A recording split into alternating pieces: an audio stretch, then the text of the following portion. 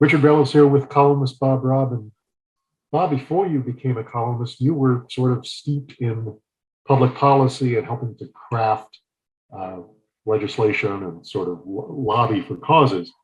So you come at this with some knowledge of how the system works. Education funding is, as you point out in this column, fraught at this point because we had a voter initiative that is being challenged in the courts. Uh, Legislators tried to take some of what the voters did and undo it in a way, and that's now being challenged in court. You see a way out of this, and let's kind of walk through it bit by bit. You say the state should start by lowering the overall tax rate to 3.5%.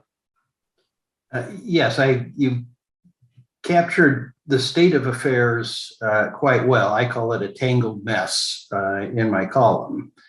But it's also occurring at a time where the state has an embarrassment of riches. The state coffers are overflowing. So there's actually a way in which you could make everybody a winner. Governor Ducey and Republicans in the legislature wanted to prevent the income tax increase that was part of Proposition 208. They inadvertently cut taxes more than they intended if Proposition 208 goes away. So I suggest kind of somewhere in between, a modest rate reduction from the maximum rate of 4.5% as it exists today, and as Republican legislators intended to leave it with what they had done, to 3.5%. You can do that and still have money left over, lots of money left over, to satisfy most of what Prop 208 proponents wanted to do for K-12 funding. Right, because as you point out, if Prop 208 was going to go into effect, the surcharge on the highest earning Arizonans, what the legislature did was keep that surcharge, but cut the bottom tax rate. But now if that surcharge goes away, they're left with lower taxes than they expected. So 3.5 is a decent compromise. The other one, the legislature passed something about exempting business income from income tax, and you say, just get rid of that. Yes, the intent there was to keep the profits that get passed through to business owners and some other categories of business investment income from being subject to the surcharge that Prop 208 provided, by taking it out of the individual income tax category, which is what the surcharge applied to, and created its own category. If you lowered the top rate to 3.5%, there's really no need for that additional category. And it will be a burden to small businesses that are highly successful, because they will have to pay to have their taxes calculated both ways. And since it was, the motivation was to say, let's exempt this income from the surcharge. If the surcharge goes away, then there's no reason for the category, and that income will receive a reduced rate if the top individual rate, where it would return to where it is taxed, is reduced from a top rate of 4.5% to 3.5%. And a third leg of the stool or chair would be raising education funding at the base level. Yes, the proponents of Proposition 208 had two objectives. They wanted to raise, they estimated $940 million a year for K-12 funding, but they also wanted to protect that from being subject to being rated or reduced by the legislature, to be voter protected under that particular state constitutional provision. An alternative way to achieve that result would be to increase what's called the base level. That's the starting point of the school finance formula. And that is already voter protected from an initiative that was passed in 2000. That base level starting figure has to be increased by inflation every year, and the legislature cannot reduce it.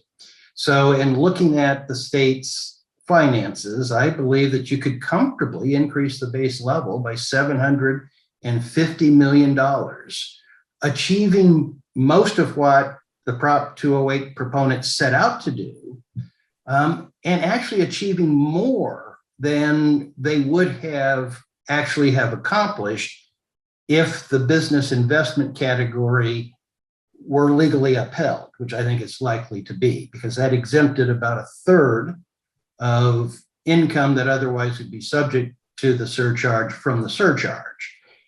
So that's a huge increase over what we already have. It would be in addition to the inflation adjustment that already has to be made. So you would get Prop 208, most of what it wanted, close to the figure it was looking in terms of increased K-12 education, and it would be voter protected, so the legislature could never reduce it. And I guess those are the three steps you say lawmakers could take, but I guess that fourth leg of now a chair would be the education community, the investment ed folks saying, we will drop the lawsuit. You say that needs to happen before some of the Republicans in the legislature will do anything related to education. I do. I do think that a death certificate for Prop 208 is a necessary prerequisite before Republican legislators will consider something like this, and even more arguably important than this, before that they will go ahead and do the override for existing K-12 funding, which for this year, which the legislature has already approved, but which has now been deemed to violate the aggregate expenditure limit in the state constitution. So the legislature needs to do two things. It needs to do that override for this year. It then needs to refer to the ballot, the 2022 ballot, a permanent increase in the limit sufficient to accommodate existing funding and this sizable increase in the base level if this kind of grand bargain can actually come about. And obviously, it's going to be printed in the state's largest newspaper and the most read website in Arizona. But is this something that you're getting a feeling? Did this spring completely from your head, or is this something that you're hearing whispers about is being talked about at the Capitol? It comes completely from my brain. It's in looking at all the moving parts, looking at state finances, it struck me that there's a chance for everyone to be a winner. It requires an unusual level of political insight and leadership by those who are currently involved in this fight that's going on.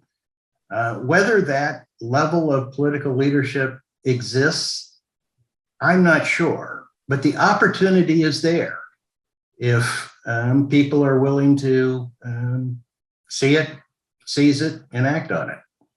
Right. We'll see if that happens. And I'm sure we'll both be watching and commenting on it as the session goes on. Great ideas in the column that our readers can digest. And thanks for joining us, Bob. No, thanks.